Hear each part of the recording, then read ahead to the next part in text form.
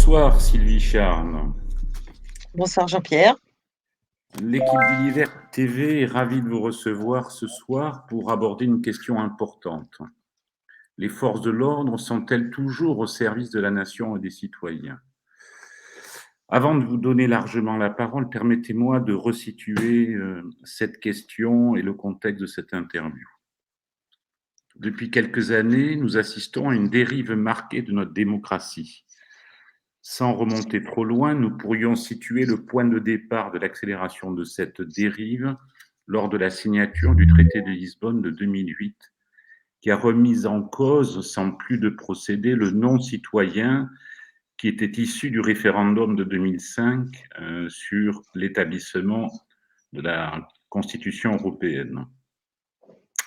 Depuis cette date, ceux qui sont au pouvoir semblent gouverner le pays en roue libre, comme bon leur semble, et malheureusement au détriment des intérêts du peuple, car du côté des citoyens, justement, nous constatons une dégradation continue des paramètres sociétaux, une insidieuse perte de nos libertés individuelles et même collectives, un traçage accru et inquiétant de nos déplacements et de nos actions quotidiennes, et enfin un système de santé en grand péril.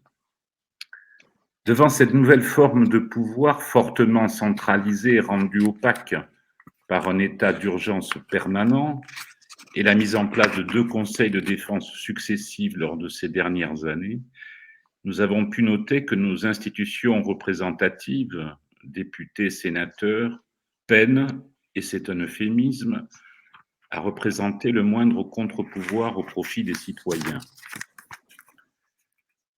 La tentation est alors facile de se tourner vers les forces de l'ordre comme un dernier espoir, comme les ultimes bouées de sauvetage. Mais même ici, le constat est inquiétant. Des gilets jaunes éborgnés ou mutilés, voire emprisonnés, des drapeaux français jetés à terre par des policiers lors de manifestations pacifiques, des magistrats dont la probité devient suspecte face au personnel soignant suspendu, et la présence lors de récentes manifestations en France de membres d'Eurogène-Fort, la force de gendarmerie européenne.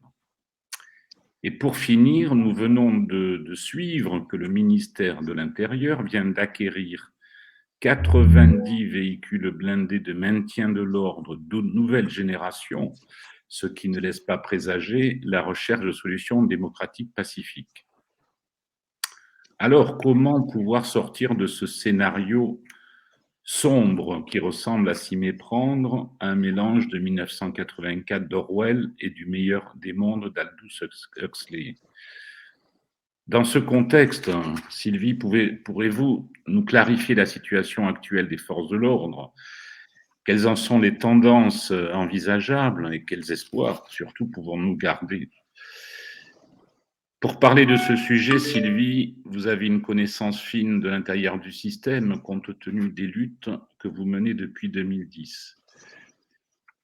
Vous avez pu identifier des forces complexes, puissantes et négatives, mais également vous avez réussi à coopérer au quotidien avec des fonctionnaires qui luttent et qui résistent. Voilà Sylvie, à titre d'introduction, ce que je voulais vous dire. Maintenant, pouvez-vous en quelques mots vous présenter et notamment vis-à-vis de l'historique récent que vous venez de traverser? Alors, moi, je suis une citoyenne de classe moyenne qui va être confrontée à tout un concours de circonstances qui vont naître suite à un drame. En fait, mon père sera assassiné le 11 janvier 2010 à Laventie, qui se trouve près de Béthune, dans le Pas-de-Calais. Et donc, l'assassinat d'une personne proche, c'est une épreuve difficile. Et dans mon cas, eh bien, ça va dépasser, ça va prendre des proportions démesurées et totalement inattendues. Alors, la situation à laquelle je vais être confrontée, je vais rapidement me rendre compte qu'elle est, anormale puisque, tout d'abord, je vais me retrouver confrontée, face à 2 catégories de gendarmes, puisque les premiers qui interviennent officiellement, après mon audition, vont me dire que je dois oublier ce qui est arrivé à mon père et reprendre le cours normal de mes activités. Et la seconde catégorie où là, eux vont me contacter en off pour m'expliquer qu'ils sont totalement en désaccord avec la conduite de l'instruction sur le meurtre de mon père. Donc ça se passe le 17 février 2010 et ils m'expliquent que s'ils font part de leur désaccord avec la juge d'instruction à leur hiérarchie, eh bien, ils se mettent en danger de mort. Alors, j'avoue que le 17 février 2010, je n'étais pas du tout, en position d'accepter et de concevoir que des gendarmes puissent être mis en danger par des gendarmes. Donc cette première rencontre, eh bien, je vais refuser d'aller plus loin dans la discussion.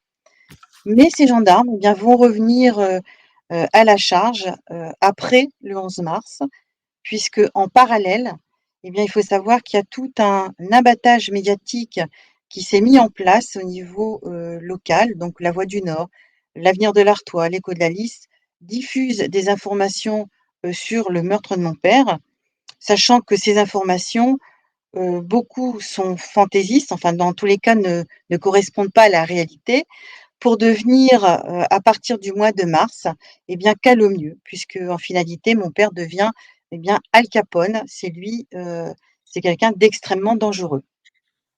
Alors les gendarmes qui vont me relancer, ceux du 17 février qui vont me relancer au mois de mars 2010, et bien là, cette fois-ci, je vais accepter, de les rencontrer parce que c'est les seuls qui veulent bien me parler, puisque ni les journalistes, ni le procureur de la République, monsieur Roy, et ni, Véronique Père, juge d'instruction du parquet de Béthune, ne veulent communiquer avec moi et ils veulent pas non plus communiquer avec mon avocat. Et donc ces gendarmes vont m'expliquer que mon père, en fait, eh bien, pendant 20 ans, a été séquestré dans un réseau qu'ils qualifient de politico-mafieux, que son identité a été usurpée et que l'enquête a permis de mettre en évidence, eh bien, l'existence de liens entre ce réseau politico-mafieux et une organisation internationale, qui s'adonne à un trafic financier en collaboration avec le ministère des Finances publiques, qui lui-même travaille avec, le grand banditisme et le tout sous la protection du ministère de la Justice et du ministère de l'Intérieur. Alors, il faut savoir que ces informations, je les ai au mois de mars, sachant qu'il va falloir que je me batte avec mon avocat pour pouvoir, obtenir la position de, partie civile, puisque la juge d'instruction avait décidé qu'il n'y aurait pas de partie civile dans ce dossier. Mais comme elle n'a aucun motif à invoquer pour me refuser cette partie civile, je serai nommée donc partie civile au 1er février 2010. Sauf que, eh bien, pendant tout le temps de l'instruction du dossier, elle ne communique ni avec mon avocat ni avec moi. Par contre, elle communique avec les journalistes et elle nous bloque l'accès au dossier d'instruction jusque pendant à peu près 8 mois, ce qui fait que je vais pouvoir vérifier ce que les gendarmes me disent dans le dossier d'instruction, qu'à partir du mois de juillet, début septembre. Mmh. Donc voilà la situation à laquelle je suis confrontée. Alors c'est d'autant plus, alors il faut savoir que la question de mon père était un objet de discorde au sein de la famille avec ma mère et mes frères et sœurs, parce que moi, ce que je savais de mon père, c'est qu'il avait disparu en septembre 1990 du domicile familial qui se trouve près de Béthune et non à Landor comme les journalistes l'ont signalé, et que, bien avant ça, à partir de 1977, mon père est en retrait de la société, puisqu'il présente un désordre psychologique, qui fait qu'il ne peut pas vivre seul. Donc, voilà la situation qui est le point de départ, Mmh. qui va ouvrir vers, le ministère de l'Intérieur parce que du coup, je vais travailler avec ces gendarmes pour éclaircir cette situation. Ouais. OK. Merci Sylvie pour, ce point de départ. Donc, aujourd'hui, vous n'allez pas nous parler du déroulement de cette affaire, ça nous prendrait beaucoup de temps, c'est très intéressant, mais c'est quelque chose de très personnel. Donc je pense que vous avez, rédigé de nombreux articles à ce propos. Aujourd'hui, vous allez nous parler de tout ce que vous avez finalement découvert au sein de notre système à la fois judiciaire et des forces de l'ordre.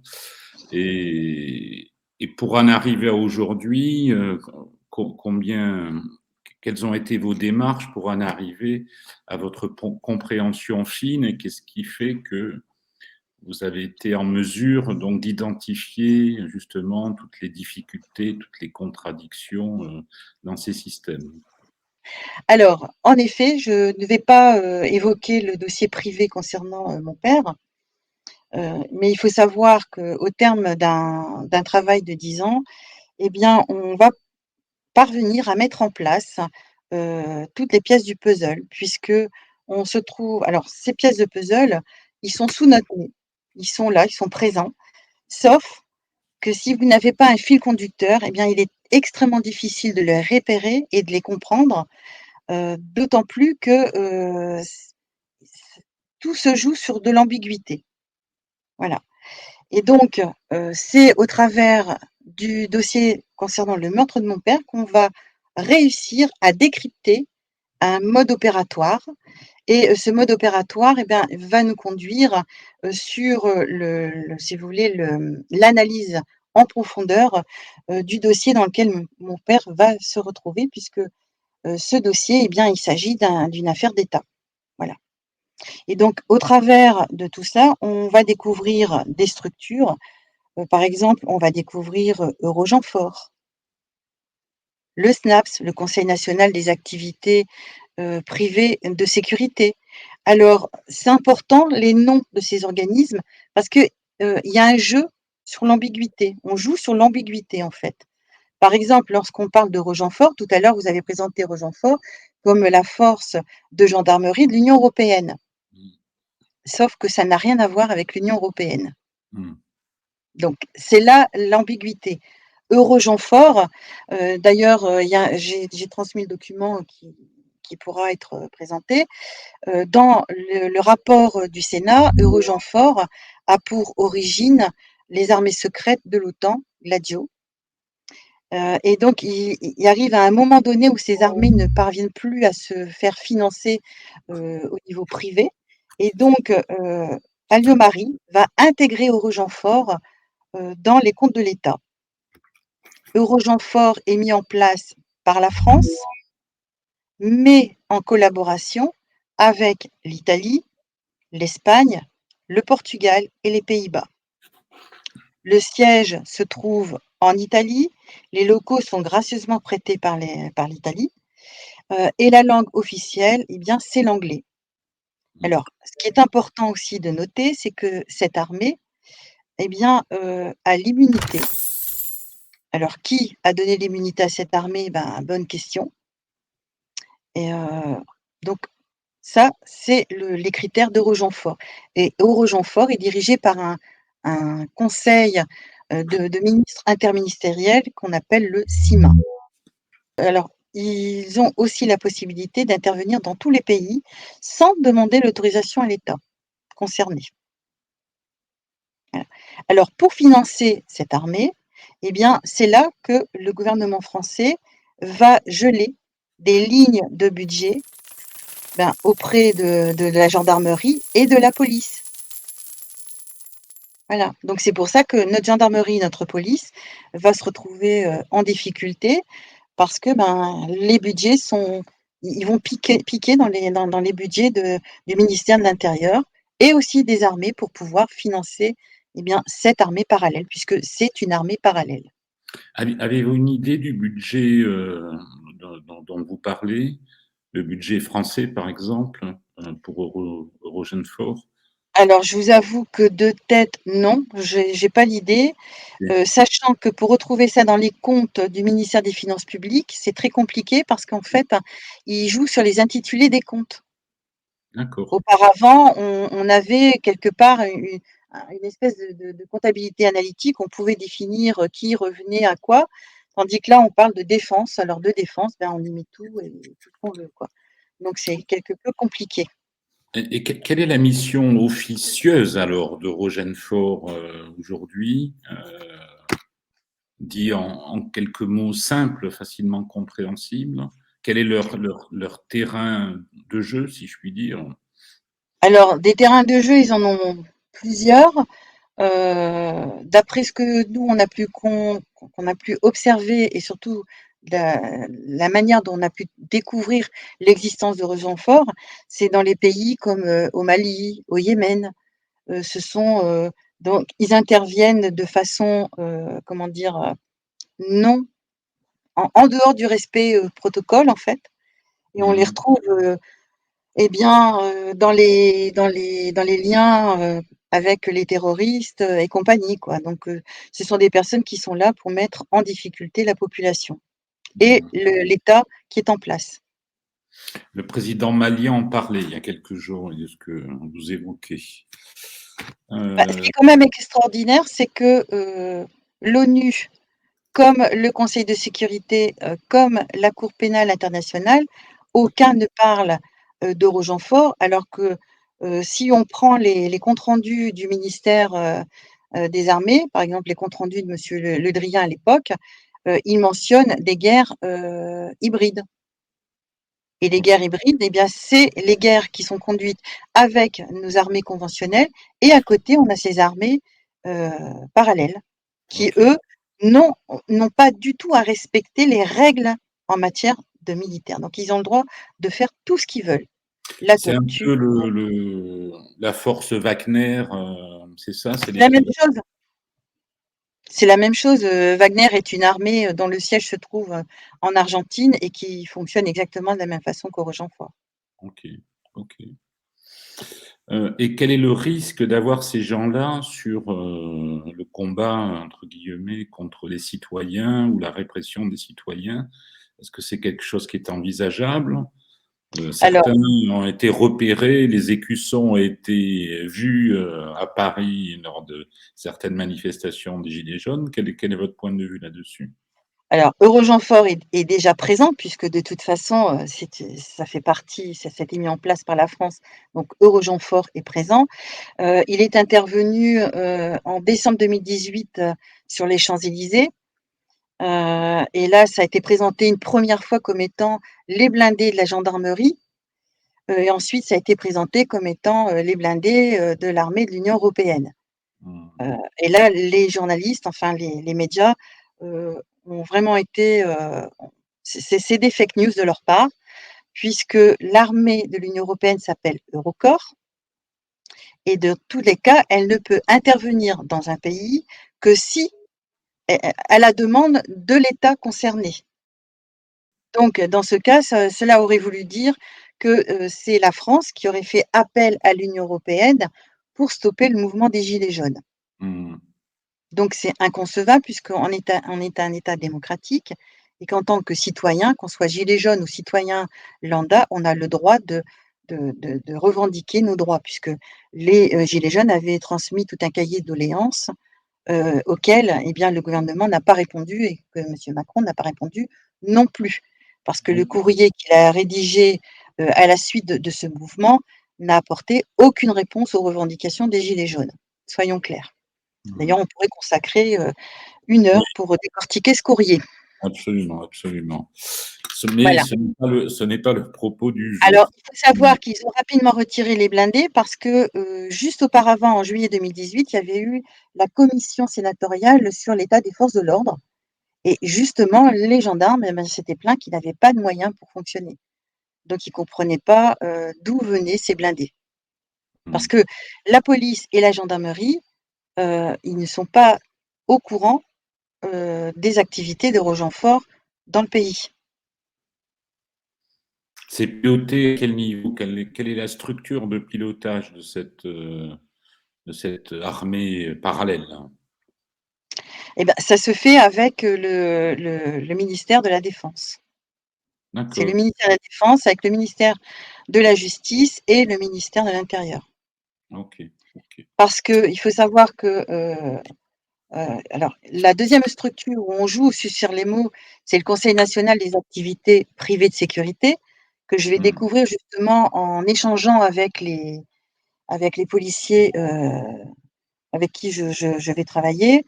Heu Pour eux, pour la majorité des policiers, c'est une entreprise de consulting. C'est d'ailleurs de cette façon que monsieur Alain Bauer, puisque c'était lui à l'époque le président de cette structure, et c'est de cette façon qu'Alain Bauer va présenter, le SNAPS lors de cette fameuse commission de juin 2018. Sauf que dans la réalité, eh bien, c'est complètement autre chose. Et puis, je rappelle quand même que le privé et le public, c'est incompatible. Si on a un code public, c'est parce que, les finalités ne sont pas les mêmes. Mmh. Donc Alors faut le pen SNAP, je vous coupe Sylvie, mais le Ouais. SNAP, c'est un gros morceau, si j'ai bien compris, Ah vous ben, allez nous c'est quelque expliquer. chose, qui va Ça prendre de signifie quoi? l'ampleur rapidement. Alors il faut Mmh. savoir que Fort a été mis en place en 2010. Le SNAP va être mis en place, pratiquement à la même époque. Et donc il va se développer rapidement puisque au début, il est présenté, devant les députés et les sénateurs comme étant une structure, qui ne viendra jamais se substituer aux opérations de police, et dont les personnels ne seront pas armés. Sauf que, dans le rapport de la Cour des comptes de février 2018, on découvre, eh bien, que, les agents de sécurité, du SNAPS, eh bien, interviennent au sein de la police. Ils ont même accès à tous nos fichiers. On découvre aussi au travers de ce rapport, eh bien, que la Cour des comptes tire la sonnette d'alarme. Elle dit que le ministère de l'Intérieur tombe sous la domination du SNAPS, parce qu'il faut savoir que cette structure est mise en place en concertation avec le Conseil d'État et la Cour de cassation. Donc là, on n'est plus, dans la séparation des pouvoirs, Mmh puisque mh. je rappelle que le rôle du ministère de la Justice, c'est de faire respecter, les lois. En aucun cas, son rôle est d'intervenir pour la sécurité du territoire. Et alors là, c'est encore plus incompréhensible puisqu'on parle de sécurité privée, et ces agents sont également armés. Et aujourd'hui, à l'heure dont je vous parle, ils ont, exactement les mêmes missions que la police et la gendarmerie. Ils ont le droit de vous contrôler, ils ont le droit, voilà. Par contre, ils n'ont pas le droit de se revendiquer de l'autorité publique. Alors que depuis mars 2022, il y a un décret, qui vient de sortir, d'ailleurs, on pourra vous afficher la référence de ce décret, dans lequel il est bien stipulé que le SNAPS dépend d'un établissement, d'une administration publique. Mmh. Il est écrit que les agents du SNAPS prêtent serment devant un tribunal. Alors, je rappelle qu'il s'agit d'employés privés. Ce qui signifie que les entreprises qui emploient ces agents de sécurité, eh bien, ne sont pas les dirigeants de leur personnel, soyons clairs. Mmh. C'est ce que ça signifie, et d'ailleurs, on peut mettre, la différence entre le serment des agents du SNAPS et le serment de la police et de la gendarmerie. Alors, Sylvie, pour être encore plus concret, est-ce que le SNAPS, c'est un statut juridique particulier? C'est un regroupement d'entreprises? Ça fonctionne comment? Alors, tout d'abord, c'est une structure hybride puisque, un le ministre, enfin, une administration publique, ne peut pas être, l'employeur de salariés privés. Mmh. Donc ça, c'est une première chose. La deuxième chose, c'est qu'au niveau, on va dire au niveau de la gestion de ces personnes, la particularité, c'est qu'ils ne dépendent pas des prud'hommes, mais ils dépendent du tribunal administratif et d'un conseil de discipline, qui est défini dans un code de la sécurité de l'intérieur qu'on vient, ici de découvrir au mois de juin. C'est un Heu, droit sur mesure, hein, c'est ce que je comprends. Un droit ah social ben, sur mesure. Mmh. c'est un code de sécurité intérieure qui vient se substituer, à ce que nous connaissons au niveau du code de sécurité intérieure. C'est-à-dire que dans ce code qui fait 824 pages, on découvre qu'il n'y a plus de conseil de discipline pour la police. Par Mmh. contre, ils mettent en place des commissions paritaires. Il faut savoir que ce code est établi en fonction de la souveraineté d'État. Mmh. Donc, je rappelle que nous, on est une souveraineté nationale. Donc ce code n'est pas en conformité ni avec notre 5e République, ni avec notre Constitution, donc c'est important. Et Mhm. par contre, eh bien, on découvre que pour le SNAPS, eh bien, en effet, il y a un conseil de discipline, qui lui, eh bien, va être présidé par un juge du tribunal administratif et Mhm. également par, un représentant, du Conseil d'État, de la Cour de cassation, et également, avec, un représentant de la direction générale de la police et un représentant de la direction générale de la gendarmerie. Donc C'est là, bien. Si j'ai bien compris, Sylvie, c'est une sorte de police parallèle privée qui échappe à toutes les règles habituelles en matière de juridiction, de droit social, et qui a un fonctionnement qui semble assez opaque, hein, si je comprends bien. Qu'en disent les autres, qu'en disent les gendarmes et policiers fonctionnaires de... alors déjà, ce que moi j'ai rencontré, les policiers et gendarmes que j'ai rencontrés, la majorité ne connaissent pas le SNAPS. Mhm. Ceux qui le connaissent, ils me disent: «Mais oui, si, c'est normal, qu'ils aient le port d'armes», ben, quand je leur explique: «Vous savez que pour avoir un port d'armes, il faut être assermenté, et les agents du SNAPS sont assermentés». Alors là, ça devient confus. Là, ils Mhm. se posent la question, ah oui, voilà. Il faut savoir également que, dans le rapport de la Cour des comptes de 2018, il était fait état, que le SNAPS embauchait, des personnes avec des casiers judiciaires. Mhm. Je rappelle qu'au niveau de la police et de la gendarmerie, on exige un casier judiciaire vierge. Mhm. Et puis il y a cette histoire de serment. Je veux dire, le serment, au niveau des agents du SNAPS, il fait complètement abstraction, de la protection civile. Mhm. Sauf qu'ils ont le droit, de vous fouiller, ils ont le droit de demander vos papiers, et puis en plus, en tant que citoyen, je veux dire, on n'est pas au courant. Mais ont-ils un uniforme particulier, ces gens-là? Comment on les Alors reconnaît? justement, dans ce code de sécurité intérieure de 824 pages, il est précisé qu'ils doivent avoir un numéro d'immatriculation, qui doit être totalement différent de celui de la police et de la gendarmerie. Mhm. Voilà, Mais c'est tout. on ne dit rien sur l'uniforme. L'uniforme peut être le même.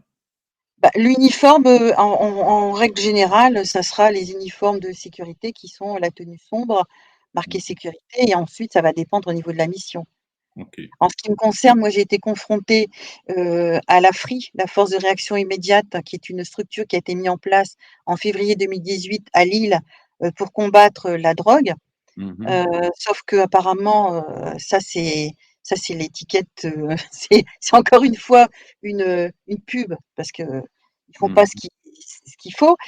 Ceci dit, quand j'ai été confrontée à ces personnes, je leur ai demandé de me présenter leur carte, de police puisqu'ils s'exprimaient, enfin, ils m'expliquaient qu'ils venaient de défoncer la porte, de l'appartement de mon fils, parce qu'ils étaient en mission, flagrant délit et que, l'appartement avait été dénoncé comme, abritant comment dire?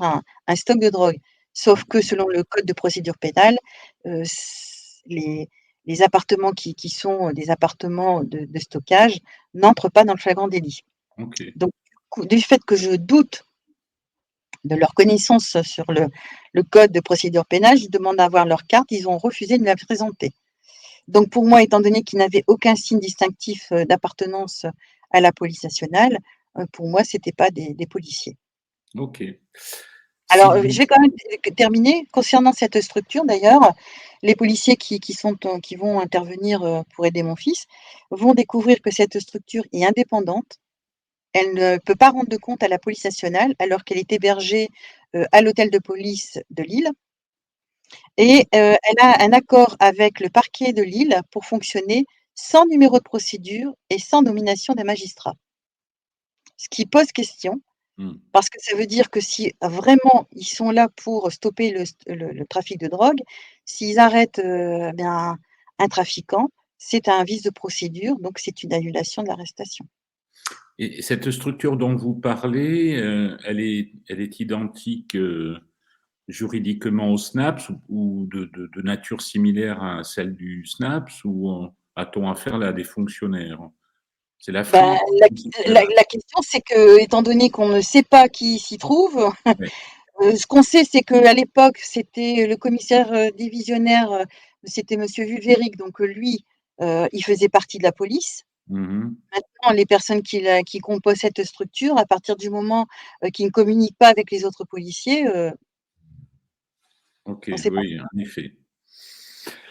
Pour revenir au sujet du serment, très spécifique du SNAPS, où on se rend compte que mais il y a une police, qui selon les textes, doit être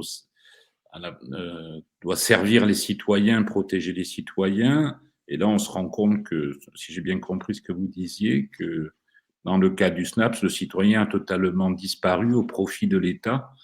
Et donc, on a affaire à une structure qui est là non plus pour défendre les citoyens, si j'ai bien compris, mais pour défendre l'État, ce qui est quand même deux Alors, choses très la différentes. prol la problématique déjà, c'est que cette structure a un fonctionnement hybride, donc illégal et anticonstitutionnel, c'est une première chose. La deuxième chose, dans leur serment, c'est vrai qu'il n'est pas précisé qu'ils sont à la protection des biens et des personnes, donc Mm. on ne sait pas, d'ailleurs, on ne sait pas à qui ils prêtent serment, heu et l'autre problématique, c'est que ces agents, sont, comment dire? Heu, ont un fonctionnement, réglementaire qui est défini par une administration publique, Mhm.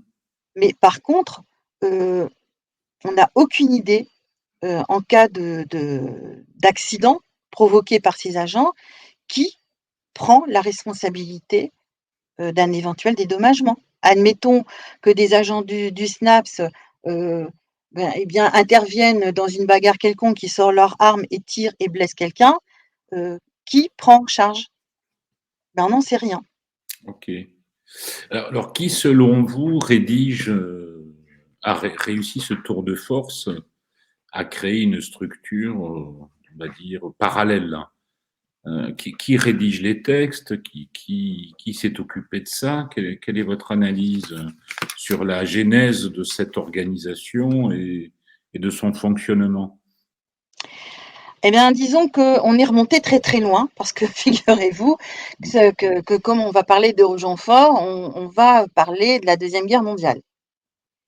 Et donc, je vais avoir l'occasion d'échanger avec des personnes qui vont avoir accès à une partie, de la déclassification, des documents de cette guerre, et on se rend compte que quand, notre constitution a été mise en place en 1958, lorsqu'il a été, décidé de demander au peuple de valider son accord pour la constitution, pour qu'on prenne la souveraineté nationale, eh bien, les politiques qui ont lancé ce projet étaient très peu nombreux, et par contre, en face, il y avait des personnes qui étaient contre, et l'histoire veut que l'une de ces personnes qui était, fondamentalement opposée à cette souveraineté nationale, eh bien, va à un moment donné se retrouver président de la République. Il s'agit de monsieur François Mitterrand, et donc monsieur Mitterrand qui va prendre la présidence, de de de la France, va avoir un adjoint qui s'appelle Jacques Attali. Et on découvre que les modifications apportées, dans, nos institutions va prendre naissance à partir de là. Donc ça se fait de façon progressive. Donc on sait qu'aujourd'hui, dans notre fonctionnement national, on a des meneurs et on a des personnes qui sont, abusées, manipulées, voire contraints, de suivre, de travailler pour ce réseau. Mhm. Voilà. Et du coup, pouvez-vous nous parler de ces fonctionnaires de police et gendarmes qui finalement continuent à croire dans l'idéal de leur métier? On a parlé du côté un peu plus sombre et opaque, hein, de ces nouvelles institutions qui sont très inquiétantes, hein, à vous Oui. écouter. Et comment c'est vécu de l'autre côté, du côté des... Parce que si j'ai bien compris, il existe de nos discussions quand nous avons préparé cette interview, il reste des personnes intègres qui se battent pour la vérité, qui se battent pour défendre leur idéal, l'idéal de leur métier. que pouvez-vous nous dire de la situation vis-à-vis de ces gens-là? Comment vivent-ils en 2022 dans les forces de police françaises? Alors, il faut savoir que, en effet, je vais découvrir, bien, étant donné que je vais, me mettre à l'écoute des problématiques des gendarmes, et puis eux vont me mettre en relation avec des policiers. Donc il faut savoir que déjà quand on vous apporte un témoignage, qu'on vous apporte des courriers, c'est une chose, sauf que c'est pas significatif d'un dysfonctionnement national. Mmh. Donc mon objectif, eh ben, ça va être d'aller plus en profondeur, de rentrer dans le système. Alors au niveau de la gendarmerie, ce sera pas possible parce que même si la gendarmerie aujourd'hui est rattachée au ministère de l'Intérieur, ça reste un fonctionnement militaire. Donc voilà. Par contre, au niveau de la police, là, je vais pouvoir assister, des policiers bénévolement, bien sûr, et mon objectif, c'est de voir à quel niveau et comment on est en mesure, comment dire? De malmener, nos fonctionnaires. Et là, eh bien, je découvre, tout d'abord des personnes, qui jouent sur leur position, c'est-à-dire que, ils sont de la police. Donc moi, la première fois que j'interviens, c'est dans une commission de réforme et quand je m'exprime, on me dit: «Oui, mais madame Charles, chez nous, c'est pas comme ça». Alors je leur dis: «Chez vous, c'est qui?» Bah, ils me disent: «Ben, c'est chez nous, c'est la police». Alors je dis: «Vous savez quand même que, là, aujourd'hui, toutes les administrations publiques, sont, régies selon le code du travail», ce qui n'était pas le cas avant, hein. Ça s'est confirmé et affirmé à partir de 2014. Toutes les administrations doivent se conformer, au code du travail comme celui des salariés, ce qui Mmh. fait que, ça impose que l'État, comme tout employeur privé, doit veiller à la santé et à la sécurité de ses fonctionnaires. Eux, ce qu'ils ont en plus dans la fonction publique, c'est qu'ils peuvent avoir un code de déontologie, comme celui qui existe au niveau de la police, qui vient renforcer certains points, les points sur la réserve, sur la probité, mais également sur le fait qu'ils doivent veiller, à la compétence, de chacun, de leurs fonctionnaires. Alors ça, c'est une première chose. Ce qui fait que là, eh bien, ça calme un peu le jeu, mais ceci dit, je suis confrontée à des personnes qui, parfois, sont à des postes à responsabilité et qui n'ont aucune compétence dans le domaine. Mmh. Ça, Ça me fait penser à d'autres secteurs. On parlait de la très santé. embêtant. Des technocrates, est-ce qu'on peut les comparer aux technocrates de la santé ou Alors, en des toute franchise, administratifs? Quand je dis technocrates, c'est l'administration. bah, c'est des en fait, si vous voulez, ce qu'ils mettent en place, enfin, ce qui a été mis en place de façon progressive, c'est ce qu'on appelle un management par la peur. Mmh. Donc un management par la peur, moi j'en avais déjà entendu parler et j'en avais vu à l'œuvre dans les grands groupes. Mmh. Absolument. Mmh. Alors, contrairement à ce qui s'est dit, parce qu'il y a énormément de fake news, il faut savoir qu'un management par la peur, ça n'a pas pour résultat, d'augmenter, le profit. Parce qu'un management par la peur, ça coûte excessivement cher, alors financièrement et humainement. Parce que, quand vous êtes confronté à ce genre de fonctionnement, vous allez très, très vite vous en rendre compte. Il suffit de regarder, de faire l'analyse, du suivi, des fonctionnaires. Quand vous voyez une administration où vous avez un taux d'accident du travail en augmentation, un taux d'absentéisme en augmentation, un taux d'arrêt maladie en augmentation, un taux de demande de mise à disposition en augmentation, un taux de démission en augmentation, c'est qu'il y a un problème dans le management de l'administration. Mmh. Ce que je viens de vous dire là, vous allez le retrouver au ministère de l'Intérieur, au ministère de la Justice, au ministère de l'Éducation nationale et également dans le ministère de la Santé Mmh. et dans les collectivités, dans les collectivités territoriales. OK. Il y a un malaise Mmh. parce que, le point central, la gestion qui est diffusée, les directives qui sont données ne sont plus dans le respect des lois et des règles. Mmh. Ce qui fait que vous avez des personnes qui, enfin, mettez-vous à la place, de la personne à qui on va lui donner le fameux code de sécurité qu'on a Mmh. découvert en 2022, pourquoi voulez-vous qu'il remette en cause alors que c'est son supérieur hiérarchique qui va lui donner? Il Mmh. va bien se rendre compte que les articles sont pas rédigés, correctement, mais on lui demande de l'impliquer de l'appliquer, il va l'appliquer. Mmh. Et puis il y a un autre problème qui rentre en jeu, c'est que, il y a aussi le rôle des syndicats. Mmh. Quand je vais me rendre compte que les difficultés rencontrées par les gendarmes sont les mêmes que ceux rencontrés dans la police, alors que dans la police, il y a des syndicats, la Mmh mh. question se pose. Que Donc aujourd'hui, font-ils? on a Mmh. des syndicats et d'ailleurs je leur ai dit, parce que j'ai assisté à un conseil, de discipline le 28 juin 2022, je l'ai dit puisqu'il y avait les représentants des syndicats, j'ai dit: «Mais messieurs, vous n'êtes pas en phase avec vos obligations.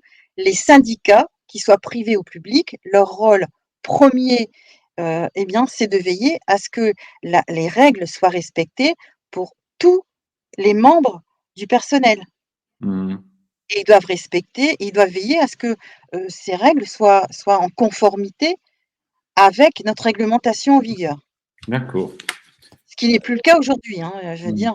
Ça et du coup, quel est votre constat, vis-à-vis des forces de l'ordre opérationnelles, hein, donc celles que vous côtoyez? Quel est le comment vivent-ils cette situation? Sont-ils Alors, conscients ils de Alors, de ceux cette qui sont derrière moi sont renforcés parce qu'ils ont une meilleure lecture de la situation, ce qui n'était pas le cas lorsqu'on s'est rencontrés en 2010. vous les Heu, avez éclairés en quelque sorte, Sylvie, c'est ça? alors je vais pas dire que je les ai éclairés, non. Éveillés. Non, disons que ce qui a joué, c'est que moi j'ai apporté un regard nouveau parce que moi j'étais pas dans leur système. Ils sont Mmh dans mh. un système, qui est, un système où ils sont piétinés, broyés, Mmh. et puis ils sont dans la peur, l'incompréhension et la peur. Mmh. Parce que quand ils voient, leur collègue à côté, qui intègre, qui fait son travail, qui est mis au placard ou qui est victime de harcèlement ou encore qui se suicide, hein, parce qu'il faut quand même, être clair. Moi, j'ai des policiers, des gendarmes qui sont convaincus que certains de leurs collègues ont été exécutés. Ah oui. Donc on est quand même en France, dans un pays de droit où on a supprimé la peine de mort et on se retrouve face à des fonctionnaires qui ont été Mmh. exécutés. Ceci dit, vous prenez le cas de mon père, il a été exécuté, mon père. Mmh. Puisque si on prend l'origine au départ, ils vont commanditer son suicide, sauf que mon père va Mmh. pas accepter, va se défendre et ça va transformer en meurtre. OK. Donc on est quand même, dans une attaque interne qui est faite, par les personnes, ce qu'on appelle en col blanc. OK. Alors il y a tout un Alors jeu, il y a le jeu de l'ambiguïté puisqu'on prend mmh mh. Eurogenre, on prend le Snaps, on joue sur les mots. Mmh. Je veux dire, il y a tout ce jeu-là. Il y a le fait aussi qu'il y a un travail de cloisonnement qui est fait. Mmh mh. Puis, il y a aussi, les médias. Les médias jouent un rôle important dans cette désinformation et puis dans cette prise de pouvoir, par ce groupe. Oui, ce que vous illustrez, Sylvie, d'une certaine manière, c'est ce qu'on va retrouver, dans d'autres secteurs de la société. On parlait de la santé, mais l'éducation nationale, c'est un petit peu la même chose, ce qu'on entend. Il y a comment dire? Une information ou des directives descendantes et il n'existe plus de capacité, possible d'expression au niveau opérationnel et donc c'est un peu comme un marteau pilon là qui écrabouille un peu des opérationnels et ce à quoi ça me fait penser. Bah, en Heu, fait, si vous voulez, ça ressemble à ce qui s'est passé en Allemagne avant la déclaration de la guerre, où il y a eu toute une désinformation qui s'est faite, via les médias sur la population. Ce qui mmh fait que, il y a des décisions qui sont prises en haut, qui sont mmh répertoriées à différents niveaux, mmh. mais qui refusent toute remontée, tout refus. Oui, oui, c'est ce que beaucoup appellent de l'ingénierie sociale, hein, donc c'est Oui, c'est de la ça. grande manipulation. Il y a un sujet que j'aimerais, aborder, c'est les relations entre, les magistrats, les forces de l'ordre, hein. Parce que je sais que vous avez une expérience sur le sujet. Quelle est votre vision, justement, de ces 2 systèmes, a priori de facto indépendants. Mais qu'en est-il de la situation aujourd'hui? Alors, c'est pareil, c'est que progressivement, on s'aperçoit que, le ministère de la Justice vient s'immiscer dans le fonctionnement du ministère, de l'Intérieur. Alors déjà, ce sont des magistrats qui vont nommer les directeurs d'enquête. Ce Mhm, qui fait que le directeur d'enquête, qu'il soit de la police ou de la gendarmerie, va se retrouver avec un supérieur, qui est un magistrat. D'ailleurs, quand moi je suis allée déposer plainte, pour dénoncer le comportement des magistrats, auprès des commissariats, j'ai passé 3 jours pour trouver un commissariat qui veuille bien prendre mes plaintes. Aucun ne voulait les prendre parce qu'ils m'ont dit: «Mais on peut pas, les magistrats, ce sont nos boss» mhm. et non, normalement, non. Le magistrat ne doit Mhm, pas être, ne peut pas être, à la tête d'une enquête pour plusieurs raisons. Parce que de un, il n'a pas la connaissance de l'environnement, du terrain, de beaucoup de choses, et puis à quel titre il va prendre la décision, d'ouvrir une enquête, d'entendre, d'auditionner un tel, enfin c'est il y a un non-sens. Alors on fait croire les médias font croire que c'est, la police et la gendarmerie qui prend des décisions sur les plaintes, c'est encore une fois faux. Aujourd'hui, il y a un magistrat qui filtre les plaintes et ils ont des directives, et ils vont mettre de côté les plaintes qui les dérangent et prendre celles qui veulent bien instruire. Je veux dire, nous ici à Lille, celui qui faisait ce tri, c'est monsieur mhm. Foire. C'est lui qui bloque les plaintes et il sait lesquelles qu'il doit bloquer et celles qu'il ne doit pas bloquer. Il est Donc là, omnipotent et lui-même a été mis en place par qui, cette personne? Qui l'a désigné? alors là, vous apportez un point important, c'est Mhm, que, heu, ce que je trouve extraordinaire, c'est que, les syndicats des magistrats ne dénoncent pas l'imposture, heu, ben, des personnes qui sont présidents de la Cour de cassation et procureurs, de cette même cour. mhm, Que je vous explique pourquoi. Eh bien, on a découvert en cherchant à comprendre, alors déjà, si vous alors, comme on dit, les écrits restent, hein, si vous vous plongez dans ce qui s'est passé précédemment, souvenez-vous quand il y a eu, comment il s'appelle? François Hollande, qui a sorti, qui n'a pas été très correct vis-à-vis des magistrats. On a vu défiler, devant, dans nos postes de télé, monsieur Marin et monsieur Louvel qui à l'époque étaient présidents de la Cour de cassation et procureurs, de cette même cour.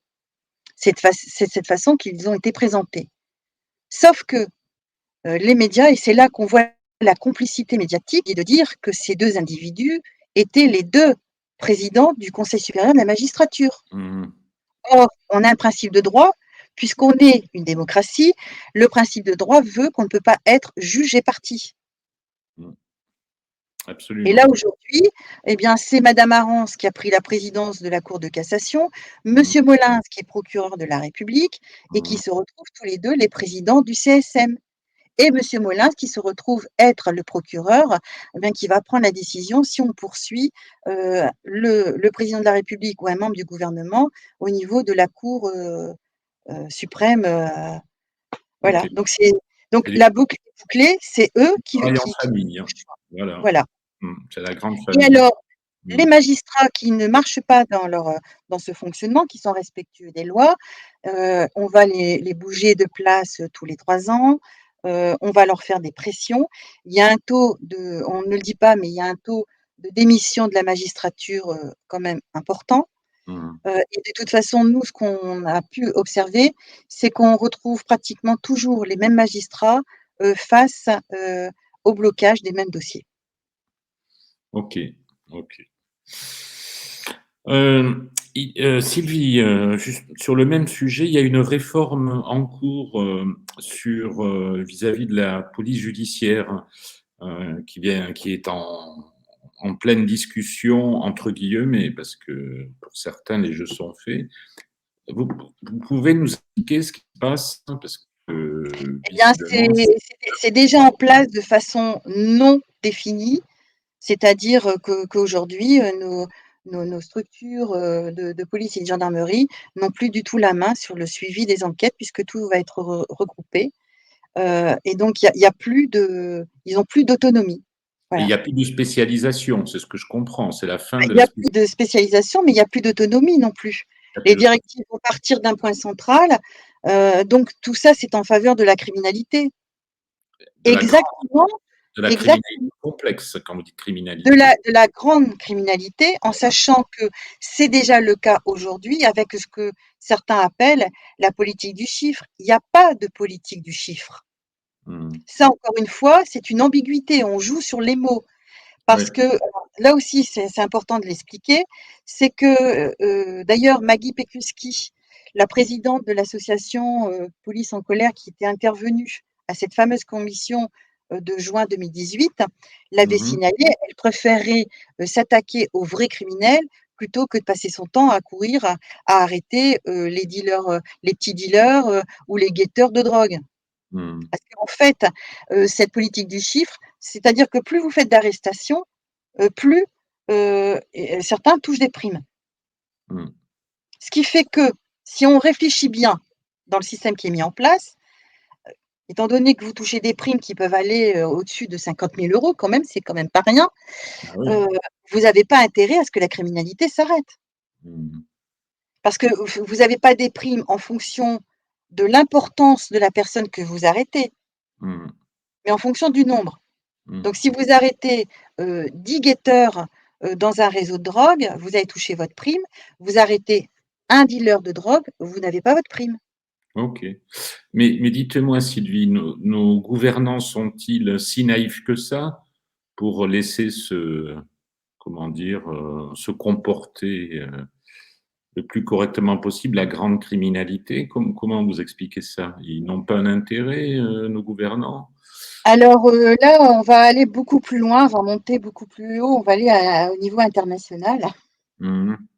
En fait, on découvre que si on veut être vraiment objectif, si la 2e guerre mondiale s'est arrêtée, elle s'est arrêtée, oui et non. Elle s'est arrêtée, dans les échanges de coups de feu, Mmh. mais elle a continué dans la manipulation.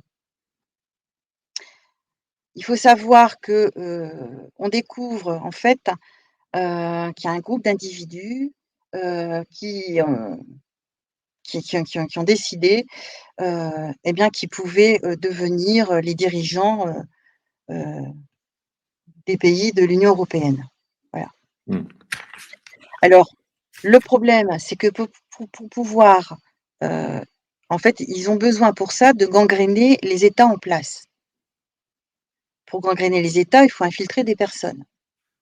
Sauf que ça a un coût. Mmh. Donc ils ne peuvent pas, parce qu'à un moment donné, il y a des limites, comme là, au niveau d'Eurogenfort, quand ils vont intégrer Eurogenfort, ils vont présenter parce qu'il y a l'extrait du Sénat sur l'intégration d'Eurogenfort et après à côté, il faut lire les rapports, qui ont été validés par les députés. On leur a pas présenté, le Eurogenfort comme étant une unité militaire. Mmh. On leur a dit qu'ils venaient en supplément, en aide à la gendarmerie. Mmh. Ah oui, mais c'est tout un jeu de Nos députés sont très naïfs visiblement. tout un jeu de dupes, de manipulation, Mmh. c'est voilà, c'est ouais et alors, il y a un député meneur, bien entendu, qui dit: «Si, si, il faut, ça va nous permettre de» et cetera, les autres signent. En Mmh. fait, voilà, on est un peu dans un système de moutons. Enfin, c'est beaucoup plus complexe que ça parce on découvre qu'il y a des structures qui sont en place depuis très, très longtemps, qui interviennent et donc il faut avoir de l'argent pour payer des complicités, pour pouvoir mettre en place, heu, des comment dire? Des moyens de pression, des kidnappings, Mmh. des enquêtes machin et cetera et donc ils ont besoin pour ça d'argent, rapide et le moyen qu'ils vont trouver, c'est de travailler avec, le grand banditisme. C'est pour ça qu'au niveau du terrorisme, vous retrouvez exactement la même chose parce que ceux qui sont dans le terrorisme sont les mêmes, qui aujourd'hui, ben, sont en train de mettre la France par terre. Et là, on reboucle d'une certaine manière avec votre affaire personnelle, hein, votre Oui, affaire privée, voilà. oui, parce que dans le dossier de mon père, en fait, et bien, Mmh. les trafics, c'est blanchiment d'argent, financement du terrorisme, détournement de fonds publics. On y est en plein, Heu, on y est en plein. on est dedans. Ok. Sylvie, ça fait déjà un petit moment que nous sommes ensemble. Donc, j'aimerais peut-être résumer, parce que si on prend un peu de recul, la situation est pas folichonne, hein, des forces de l'ordre, plus la magistrature. On a l'impression que, comment dire, il y a le monde d'en haut et le monde d'en bas, et le monde d'en haut ne veut pas beaucoup de bien au monde d'en bas, pour Alors, simplifier. ceux Donc, qui ne veulent pas de bien sont en minorité. mais Aujourd'hui, ils sont là-haut. ils sont là-haut, mais leur force aujourd'hui, c'est que toutes les informations que je viens de vous donner ne sont pas divulguées. Mhm. Aujourd'hui, vous n'avez pas entendu qui que ce soit dénoncer le SNAPS. Non, Vous non, n'avez c'est pas tout à entendu, fait. heu, Mhm. j'entends encore que Eurogenfort, c'est de l'Union européenne. Non, c'est pas de l'Union européenne.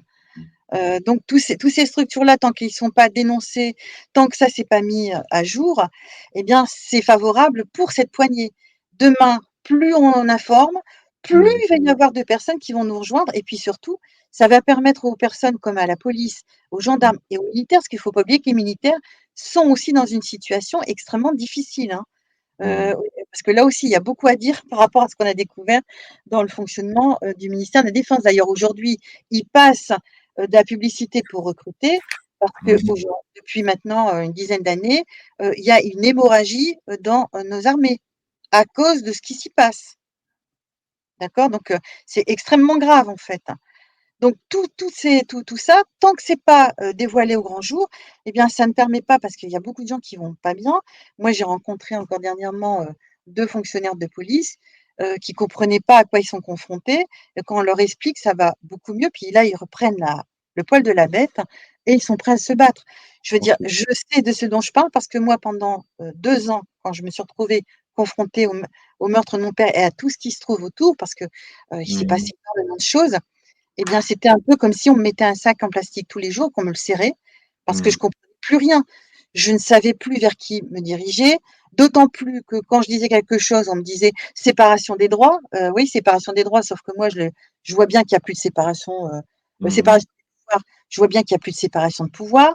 Mhm. Mes droits, bah, j'en ai plus puisque alors il faut quand même savoir que selon le commissaire Gallo de l'hôtel de police de Lille, mon dossier fait partie de toute une liste, qui répond à un protocole spécifique. Je vous rappelle quand même que notre constitution dit qu'on est tous égaux devant la loi, donc il y a aucune raison que moi, citoyenne française, je ne puisse pas bénéficier de la protection des forces de l'ordre et de l'accès à la justice. Ok. Mhm. En effet, en effet. Bon, Sylvie, on essaie de conclure. Comment on peut donc, en conclusion, donnez-nous des raisons d'y croire, hein, d'espérer Ah qu'on va bah, s'en sortir. alors déjà, nous, on va dénoncer, le préfet, monsieur Tirode, délégué, Nous, qui a quand vous mis en dites appli nous, Sylvie, c'est qui pardon? nous? Quand vous dites nous, vous parlez Alors de nous, bah, c'est moi et le brigadier chef de Monchy avec un autre policier qui lui aussi est victime du même fonctionnement, de ce préfet, en sachant que nos cas à 3, Mhm. ne sont pas des cas isolés, mais la différence, c'est que nous, on travaille sur le dossier et on a des éléments concrets qui Mhm. démontrent les attaques qui sont portées contre le citoyen, parce que moi je suis citoyenne, et contre Mhm. les forces de l'ordre, puisque le brigadier chef de Monchy et le gardien de la paix Slimani, sont des policiers. Mhm.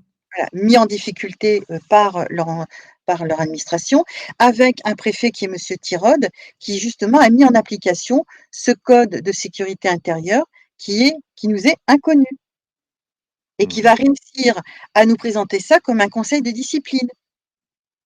Mhm. Et donc, quand moi je vais soulever la question, parce qu'un conseil de discipline, c'est un caractère juridictionnel, on va me dire: «Si, si, si, il y a un texte», sauf que j'attends toujours après le texte.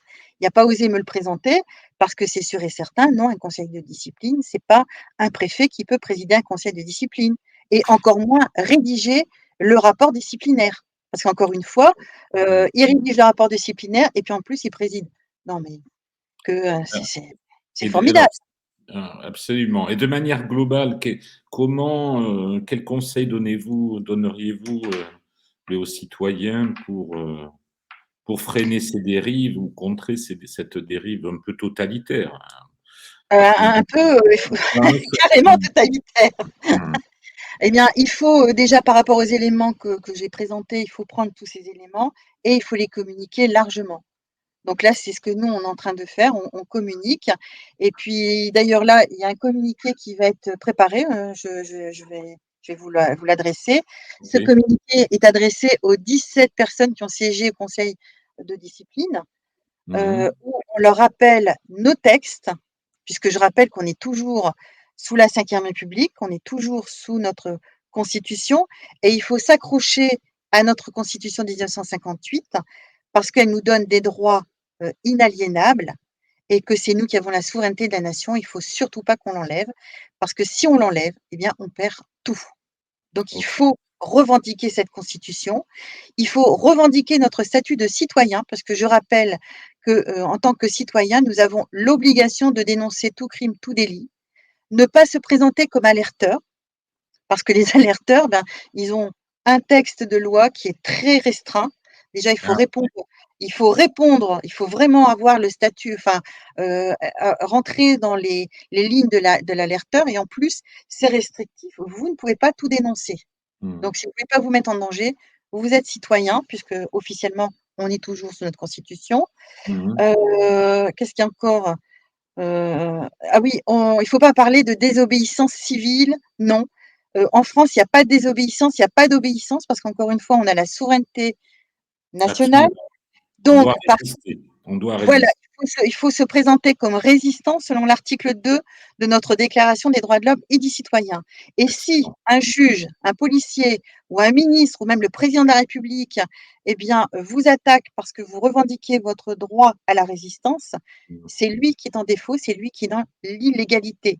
Et aujourd'hui, je Mmh. rappelle également que selon notre code de procédure pénale, que ce soit monsieur Macron, monsieur Darmanin, Brigitte Julien qui est maintenant remplacée par madame, Lecuyère, je ne sais plus quoi, Oui, la la bon. la magistrate, donc Mmh. ces personnes-là sont dans l'illégalité puisqu'ils ont pris, des fonctions, mais ils les ont détournées pour des intérêts qui ne sont pas ceux de la nation et ça, on peut le démontrer concrètement, Mmh. par les structures qu'ils ont mis en place, par les décisions qui ont été prises et puis par ce fameux code de sécurité intérieure qui ne répond plus à la protection des citoyens. Voilà. OK. Bon, Sylvie, un très, très grand merci. C'était très Merci à toi. intéressant. Vous êtes, comment dire? Un puits de connaissances dans le domaine. Je pense qu'on peut faire plusieurs émissions comme ça Oui, et parce qu'il y a beaucoup de points à à élargir, à absolument, aborder. absolument. Mais je pense que déjà, j'espère que la vidéo, malgré sa durée, aura intéressé ses spectateurs et que vous serez vus le plus possible afin que vos idées soient diffusées. Alors, Merci. ce sont pas Oui, alors je suis désolée, je suis très à cheval sur le vocabulaire.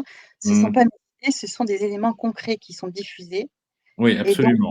ce que j'espère, c'est que suite à cette vidéo, eh bien, beaucoup vont prendre le relais et vont diffuser aussi ces informations qui sont là, sous notre nez. Il faut les prendre, Mmh. et diffuser. OK. Bon, super. Encore une fois, un grand merci et à très bientôt, Sylvie. Merci à vous. À bientôt. Bonsoir.